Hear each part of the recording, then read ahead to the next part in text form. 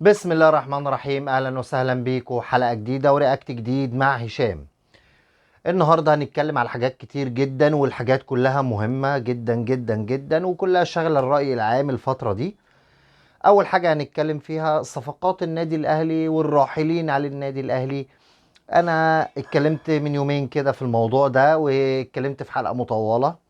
قلت يا جماعة، كل اللي بيتقال في الإعلام ده كله كلام في كلام، وكله يا إما حد عايز يهد استقرار الفريق، يا إما أي حد عايز يعمل ريتش وخلاص.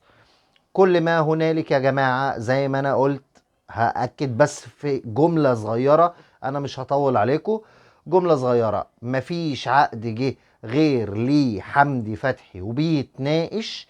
واعتقد الموضوع طول، ممكن يا يتلغي يا يخلص. متهيألي الاهلي بس بيتكلم في المقابل المادي. والحاجة التانية موضوع تجديد حسين الشحات، وكان ليه شرطين كده اللي انا قلتهم برضو: موضوع نسبة المشاركة وموضوع الاعلانات. واعتقد ان الموضوع هيخلص برضو، يا اما حسين هيمشي يا اما حسين هيقعد ويجدد. بس غير كده مفيش يا جماعة.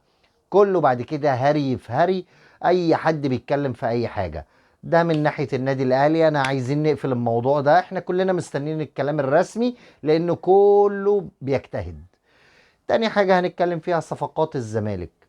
الزمالك اعلن، اللي هو مش اعلن رسميا يعني، كلام من الناس المقربين من لجنة الكورة بتاعتهم، ده لو عندهم لجنة كورة يعني: احمد حسام ميدو وخالد الغندور وابراهيم فايق، طبعا علشان امير حبيبه وشق وكده. يعني بيقول لك اشرف بن شرقي بنحاول نرجعه، ويقول لك ساسي، واللي يقول لك طارق حامد، ويقول لك عمر السومة. طبعا امسك كده الحاجة كده ايه، واحدة واحدة مع بعض وبالعقل وبالمنطق وكل حاجة. مش هنتكلم على اللي مرتضى منصور طلع قاله ان النادي ما فيهوش فلوس، واحنا ودينا الاعضاء مصيف مرسى مطروح ومش عارفين نرجعهم. كلام يفطس من الضحك يعني. ولسه من قبليها بيوم بيقول لك النادي بقى فيه فلوس لما فتحنا موضوع العضويات والتعديل و وخزنة النادي مليانة. مش عارف انت تصدق مرتضى منصور ده ولا مرتضى منصور ده. على العموم احنا هنتكلم دلوقتي في موضوع الصفقات. مرتضى منصور ده اصلا محدش ياخد على كلامه. اشرف بن شرقي يعني مستحيل، يعني انا شايف ان هو مستحيل يرجع. اولا نادي الزمالك مش هيعرف يوفر العمله الصعبه اللي هيحتاجها اشرف بن شرقي. لان انا متاكد ان اشرف بن شرقي عقده مش هيقل عن 1.5 مليون دولار لحد 2 مليون دولار. لان هو دلوقتي انا اعتقد ان هو بياخد اكتر من كده كمان. فالزمالك اصلا مشكلته كانت مع اشرف بن شرقي اللي هو يقعد. كان موضوع التجديد اللي هو كان عايز يعلي الراتب بتاعه، والزمالك ما كانش قادر يوفي. فمنين مشي علشان موضوع الفلوس، وهيرجع والازمه اشتدت اكتر كمان، وهياخد فلوس اعلى. انا شايف انه صعب. تاني حاجة طارق حامد ده اللي ممكن أقرب اللي هو فعلا يرجع، مع إني أشك برضه لأن هو أصلا مشي بخناقة مع مرتضى منصور. بس فلنفترض إن طارق حامد فيه كلام. يا عم طارق حامد ممكن يرجع أوكي، بس طارق حامد حط نقطة تحتيه كبير. طارق حامد مش هينفع يقعد معاك كتير، ده هو آخره هيبقى موسم موسمين وهيبقى خلص. عمر السومة كبير برضه. مش تقريبا 33 34 سنه؟ انت جايبه ايه، تقعده موسم برضه ولا موسمين وتمشيه، وبرضه مش هتقدر على فلوسه. كلام كله تحسه كده من العنوان ليه. اقول لك انا من الاخر العنوان اللي انا شايفه ان دي تصريحات للاستهلاك المحلي فقط. دي لتهدئة الرأي العام في الزمالك، وتصدير كده ان الناس شغالة وان كله يقف في ظهر مرتضى منصور وخلاص، وكله يطبل وكله يسقف. علشان عارفين ان معظم الناس من جماهير الزمالك بيتخدعوا بالكلام ده، لانهم جربوها طبعا في حاجات كتير جدا جدا. او حاجة تانية، ممكن يكون ان الزمالك مش قادر، مش هيقدر يدفع فلوس سبورتنج لشبونه بتاعت شيكابالا، وهيتم وقف القيد لنادي الزمالك. فقال لك خلاص انا بقى ايه، طالما كده كده هيحصل وقف قيد، فاطلع ابعبع باي لعيبه واخلي الناس تهيص وبتاع وتفرح بالاسم بس. ويحصل وقف القيد يقول هو مش ذنبي، ده غصب عني، ده توقف قيدي. ده طبعا يعني منتشر في الزمالك الكلام ده عادي جدا. انا بقوله على ان ده احتمال كبير برضه. يعني الاحتمال اللي انا قلتهم يمشوا مع نادي الزمالك كويس جدا جدا، تحس ان هم متركبين على بعض. في حاجة تاني برضو خاصة بنادي الزمالك، النهاردة قالوا ان في بروتوكول تعاون اتعمل ما بين نادي الزمالك واتحاد الكورة علشان الفلوس اللي الزمالك او اي تحويل نقدي ما بين الزمالك وحد بره، الاتحاد الافريقي، الاتحاد الدولي، غرام الكهرباء، طبعا احنا فاهمين الكلام ده كله، يبقى عن طريق حساب من حسابات الاتحاد، ويكون للزمالك حق التصرف فيه. وبس طبعا اتحاد الكوره شرط على نادي الزمالك اللي هو يخصم منها من اي فلوس هتيجي المديونيات اللي هي بتاعه الاتحاد عند الزمالك، والزمالك وافق.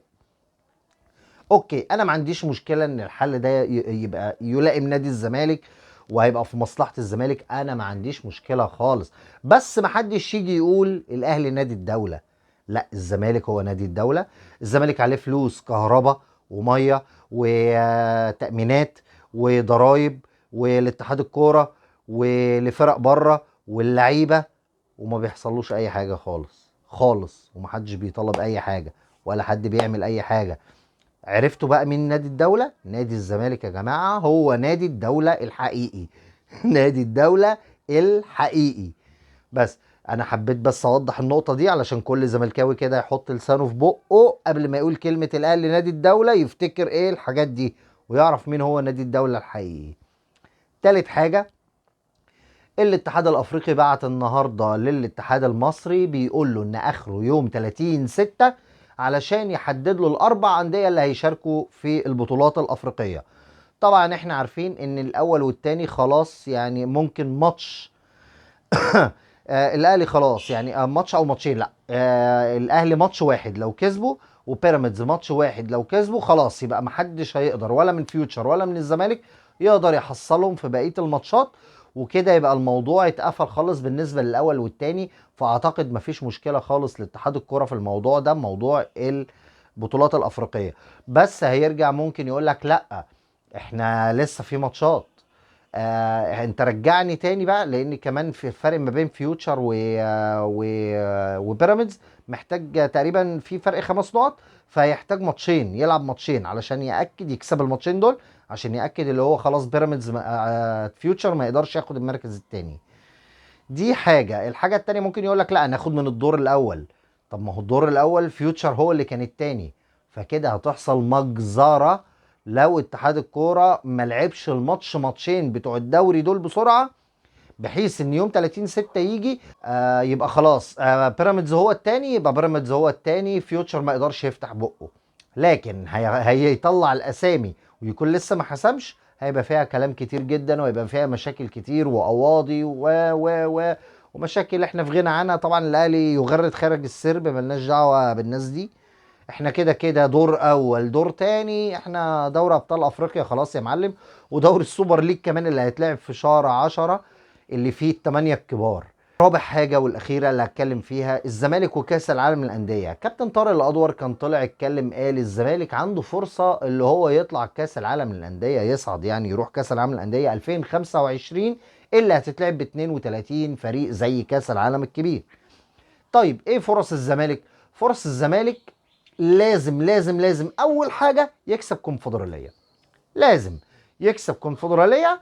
وتاني حاجة النسخة اللي جاية دي من دوري ابطال افريقيا ياخدها صن داونز، ياخدها اي حد، المهم حتى لو ما خدها صن داونز.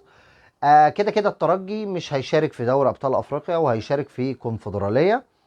يعني ده بنسبة كبيرة ان الترجي هيشارك في الكونفدرالية السنة الجاية هو والرجاء.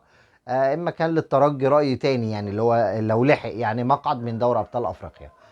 فانت كده بتتكلم ان لازم ميلودي سان داونز والترجي وفي فريق تاني تقريبا مولودية الجزائر، لازم دول يخرجوا من دوري المجموعات. هل انت ضامن ان دول يخرجوا من دوري المجموعات وكمان الزمالك ياخد الكونفدرالية؟ انا شايف ان الزمالك اصلا ضاغط نفسه جدا جدا. اولا مش هيعرف يجيب صفقات سوبر زي ما هم قالوا، يعني مش عارف يدعم ويقوي فرقته قوي. تاني حاجة هو داخل البطولة العربية، والبطولة العربية دي هتدمر الفريق خالص، لان الفريق بقاله موسمين ما بيريحش، ويلعب بطولة عربية مع فرق كبيرة جدا، وربنا يستر على الزمالك بقى. احنا ملناش دعوة بالزمالك، انا ما افرحش فيه، انا مش شايفه اصلا. احنا الاهلي احنا في حتة تانية.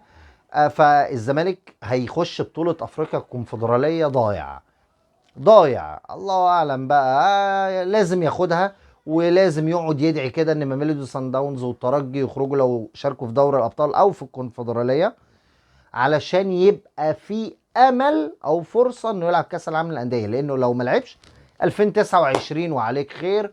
وطولتوا عليكم جدا جدا جدا، واتمنى تكون الحلقه عجبتكم. وما تنساش تشترك في القناه وتدوس لايك كده وتكتب لي كومنت لو في اي حاجه، وتصبحوا على خير.